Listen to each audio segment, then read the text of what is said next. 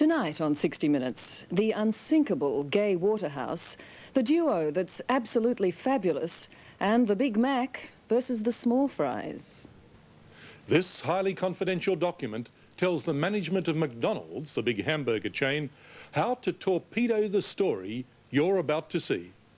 This leak is just the latest embarrassment in a courtroom fiasco that's turning McDonald's into McJoke.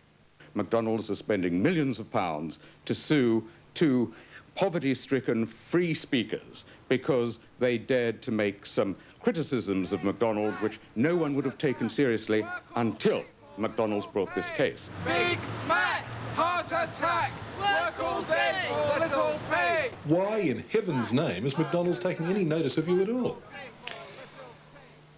They want to silence the truth.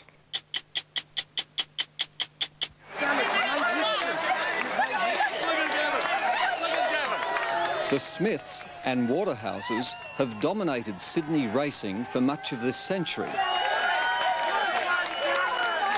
So when TJ Smith's daughter, Gai, married the bookie's son, Robbie, it was a merger of the strongest bloodlines in racing. We love it. I think it's probably the thing that brought Rob and me together, was our real passion for racing. But after Robbie's conviction for lying to the racing tribunal, suddenly they were no longer on everyone's invitation list. Now I know how people who have terrible diseases, people who have AIDS and leprosy must feel, because that's exactly how I was treated.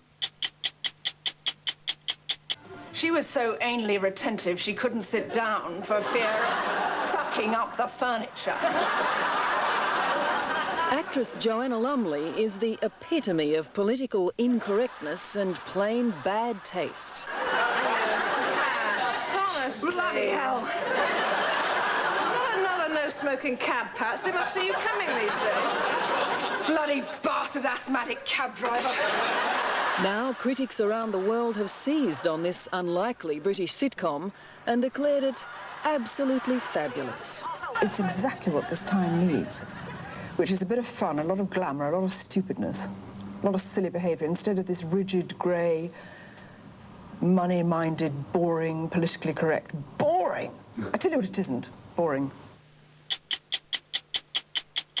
I'm Richard Carlton. I'm Tracy Curo. I'm Jeff McMullen. I'm Charles Woolley. And I'm Jana Wendt. Those stories tonight on 60 Minutes.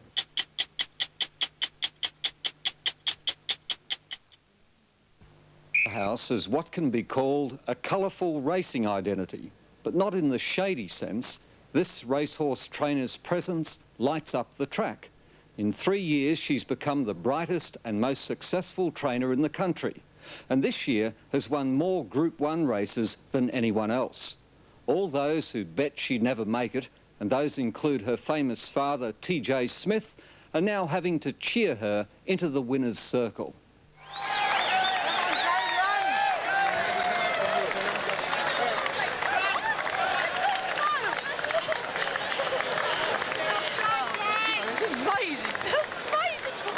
Against tremendous odds, Gai Waterhouse is sprinting to the top of the racing world. The woman many said could not run a big racing stable is blasting away her critics and blitzing her opposition.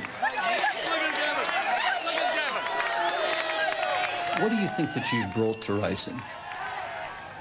Maybe a joie de vivre, maybe a joy of life, you know, where I want people to enjoy racing. I want people, when they own a horse, to really, even if it's only an average horse, even if it can't even win a race, to say to themselves, well, look, we invested a certain amount of money, but we had a lot of fun. Off and running now, and slow to it's every trainer's dream to win a big race like the Doncaster. At Easter, Gai won it for the second year with the same horse, Pharaoh.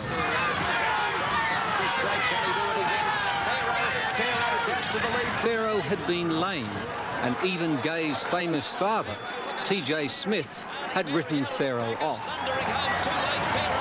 Well, they thought he was finished. I called 3 people in. They all said, well, at least he's got to have 12 months in the paddock, and then I don't think he'd stand. And my idea, I thought he was finished too. So I sold out of him, and Gai said, no, I want to train him. And she didn't give him 12 months, she gave him 5 months and had him back, and he won first up. So she could see something in Farah that even you had written off? Yeah. But she handled that horse very well. She trained him extra well.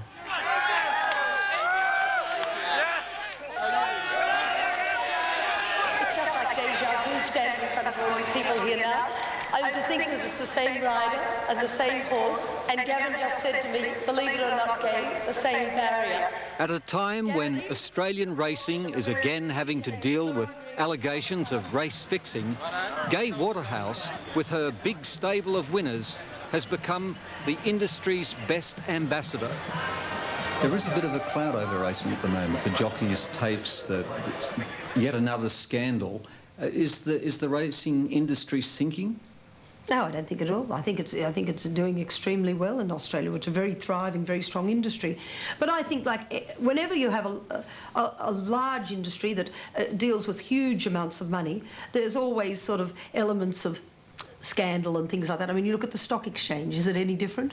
I mean, there's always sort of a scandal here, a scandal there. So if you've got money and trainers and bookies and punters, inevitably you're going to have a few rogues, likeable or not. That's life, isn't it? I mean, it'd be a boring old world if we didn't have a few rogues to keep all we straight people, you know, sort of going along. I should be so lucky. I should be so lucky. Da, da, da, da. As the only child of the millionaire trainer T.J. Smith, Gai grew up in the colourful world of racing. When the trainer's daughter married Robbie Waterhouse, the son of Australia's most powerful bookmaker, it was a merger of two racing dynasties. What we've never heard about is how the Waterhouses get on with the Smiths.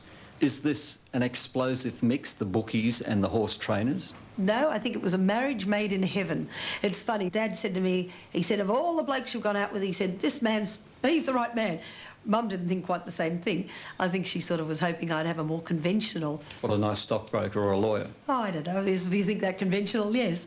I'm awfully sorry to break up your cosy little tea party. When she was younger, Gai had the fairly conventional dream of being an actress. I have an upset stomach. I also have a very important business dinner for which I am late. So I'd be obliged if you'd go to your little cupboard in which you'll find a bottle on which will be printed to use for upset stomachs. She was pretty good, and it took her from theatre to television shows like Doctor Who and The Young Doctors. Sister Turner will take your name, address... How much is that uppity princess really you? Well, that was acting. I remember at the time when I did The Young Doctors, and it was so funny. When I look back, I sort of go, ugh. Malcolm Johnson said to me, oh, he said, I didn't realise you were such a... And I said, Malcolm, that's what being an actress is all about. I said, that's not me. I'm being a character on the screen. But people really, I think, thought, oh, gosh, she's like that. I don't think I do. I don't think I'm uppity. I don't think that I've got my head in the clouds. The trouble is that hospitals these days are staffed by young men who put on white coats, shove a stethoscope in their ears and call themselves doctors. With all the choices that you had, why didn't you just take the money and run, flit around Europe like a lot of other rich young girls? Well, I don't suppose I ever sort of thought of myself as a rich young girl. You know, it's not the way I've been brought up. It's not the way I think. And I've been working since the age of 14. I don't believe in living on other people's success and other people's money. One of you doesn't need two people to do that horse. One of you take the other. Leave it with Natalie there, please. Every day at 3 a.m, Gai gets out of her bed to work her horses. Shane, will you take him with you? Yeah, he's well. Good, please. You go around with him, OK? As a teenager, she rode track work for her father. Hi, Caroline. There's no doubt who's in charge now. Good, you go and get on her then. Excellent. I knew I had to make an impact on Australian racing. I knew I had a hard act to follow in TJ, in that he's arguably one of the greatest trainer in Australia. I had, being a woman, they'd say, oh, Tommy's daughter, you know, he'll be doing the training, and she's just going to get all the accolades, all the credit. Then I thought also people didn't really believe me because they didn't know if I could do it. I want him to go 6 furlongs 3/4 and slip home a furlong. Tara, let him go 1 mile 3/4 and come home 2 on the bit. Put Leslie on Indian Lord. At almost 80, take in her Tommy horse. Smith still goes to the track 6 days a Hurry up, week. Deb, please. But he's wound down his training to a dozen or so horses. Well, Shane, you get on this horse, I Love Crystal. Gai handles a huge stable of over 60, Please. a task even her own father thought would be beyond her. Well, I thought that Take in Balmarissa. the job was too big, you know, to get a go on. I said, oh, it's a man's game. The owners don't think women can train horses like men, and I thought, oh, gee, it'd be awful thing. She's disappointing. But she hasn't been. She's been successful. But Gai would be successful then, and she takes on. Say 50, 50,000 surely. 20, yes. Thank you. 50's better. 50,000, 50,000 bid. 75, 75 for Karen. 75, yes. 100,000. At the Easter yearling sales, Gai took on other trainers and won with her checkbook. 175, well, there he goes. Quickly, at 100, 180, 180, yes. 180, 200. She bought more than $3 million worth of horses for her stable. At 200,000 he goes. Done. 200, Danny. Gai Waterhouse. He's very immature, that horse. He will develop dramatically. That's Gai's husband, Robbie Waterhouse, by her side. And this is as near as he can get to racing. Ever since the ring-in scandal, known as the Fine Cotton Affair, he's been banned from racetracks. He wouldn't talk to us for this story, lest it harm his chances of being allowed back on the racetrack. He denies now, as back then, that he was ever involved with the ring-in. Were you involved in any way at all? No, not the slightest way. Not in the slightest. I've no foreknowledge of the Fine Cotton ring-in, nor did I back Fine Cotton. Fine Cotton won't give in. Harbour goal, Fine Cotton's going to hold on, I think. Robbie and Gai may have had the finest bloodlines in racing, but after Robbie's conviction for lying to the racing tribunal, he had to serve 8 months of periodic detention. How do you feel about the periodic detention? No comment. Suddenly, they were no longer on everyone's invitation list. If you went up the street, everyone looked at you as though you had 2 heads and you had some dreadful disease. Now I know how people who have terrible diseases, people who have AIDS and leprosy must feel, because that's exactly how I was treated. And Rob, I mean, they'd look at you as though there was something really wrong with you. Has he suffered as a result of that change in his life?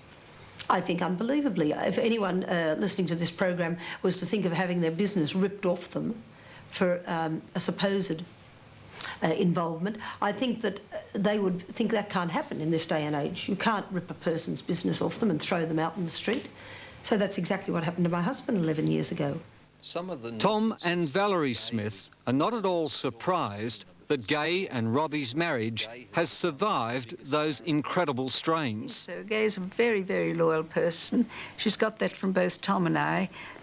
Anytime anybody said, I didn't go racing a great deal when Gai was growing up, but if anything detrimental to Tom was in the press, I'd put on my best clothes and go to the races and hold my head high.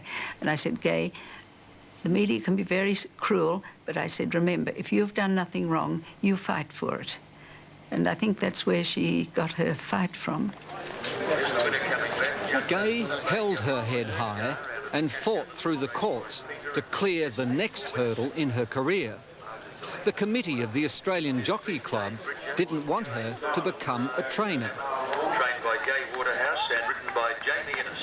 Congratulations. Congratulations. Why did it matter so much to you? Why did you fight so long and hard to get your trainer's licence? Well, I felt that there'd been great injustice. I felt that when the AJC knocked me back because of my husband being a warned-off person, that they had lied to me in the first place, that I had asked them quite, you know, humbly, if I went for my licence, would there be any problem? And they said to me, no, there'd be no problem. And so with that ringing in my ears, I applied for a trainer's licence and was immediately knocked back. No explanation, just a one-liner. Well, there you go, your last chance to buy a Daniel on the sale. There are clearly hidden bruises, but Gai argues that to keep Robbie in exile deprives racing of one of its great characters. Rob was probably the most brilliant bookie that's ever fielded at the races. Most people say that the races are a far poorer place, you know, since he hasn't been there. See, they don't give it to criminal and murder and things. They don't get times like they used to. Things have changed. And I think the penalties in racing are too severe. And he should be back. And he's such a good horse. You know, I knew he'd carry this weight easily because he's so big and relaxed, and his work's been so good. Every time Gai goes to the track, the scribes want to know, has she heard if Robbie's coming back? Gai always says having Robbie by her side in the winner's circle would be better than winning the Melbourne Cup. How much will it matter to you to walk back on the track with your husband? It would be everything. It would be everything to see Rob back on the racetrack, fielding again. We have such a passion for racing. I mean, we love it. I think it's probably the thing that brought Rob and me together, was our real passion for racing. Not only our passion for each other, but also the passion for the industry. Ladies and gentlemen, the official... In racing, you have to handle wins and losses. Gai is clearly a winner these days. Genius, yeah. She believes Robbie is too. Rob's a very tenacious person. He's a person who's able to apply himself, and he's a survivor, and he's proven that. And he has been able to adjust, and I've been able to adjust, and it took quite a few years to do that. And I think we've turned out much stronger and better people, and I know our relationship and our children's relationship is much stronger for it. Thank you.